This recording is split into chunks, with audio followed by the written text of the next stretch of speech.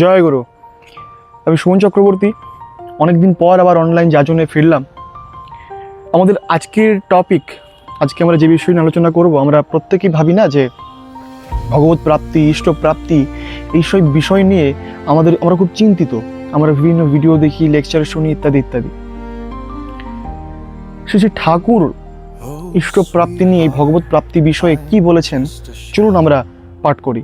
আমরা পাঠ করব আলোচনা প্রসঙ্গ থেকে। আলোচনা প্রসঙ্গ দ্বিতীয় খণ্ড, ডেটটা হলো 21/12/1941।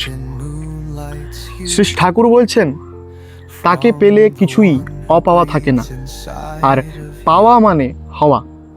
ইষ্টকে তোমার মধ্যে বসিয়ে দিলে তোমার বৈশিষ্ট্য মতো তুমি যা হও, ইষ্টকে তোমার মধ্যে বসিয়ে দিলে তোমার বৈশিষ্ট্য মতো তুমি যা হও, সেইটাই হলো তোমার ইষ্ট প্রাপ্তি। আর এই ইষ্টের জন্য মানুষ যখন পাগল হয়, তখনই হয় সে প্রকৃতিস্থ।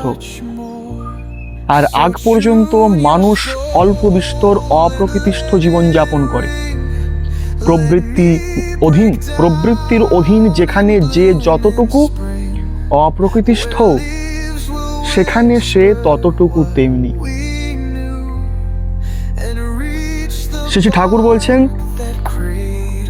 যতক্ষণ না আমাদের মধ্যে ইষ্টের প্রতি সেই ভালোবাসাটা থাকে, ইষ্টকে আমরা নিজেদের মধ্যে না বসাতে পারি, নিজেদের মধ্যে ইষ্টের বসাতে পারি, অর্থাৎ ইষ্টের কথাকে, ইষ্টের বাণীকে নিজেদের জীবনে অ্যাপ্লাই করা, যতক্ষণ পর্যন্ত আমরা সেইটা না করতে পারি, ততক্ষণ পর্যন্ত আমরা অপ্রকৃতিস্থ। ইষ্টকে যতক্ষণ আমরা ভালোবাসছি, আমরা প্রত্যেকে হচ্ছে, ওই বলে না ইংরেজিতে, হিউম্যান ইজ দ্য কি বলে, সোশ্যাল অ্যানিম্যাল, বা মানুষ হচ্ছে সব থেকে বড় সামাজিক জীব, সামাজিক পশু।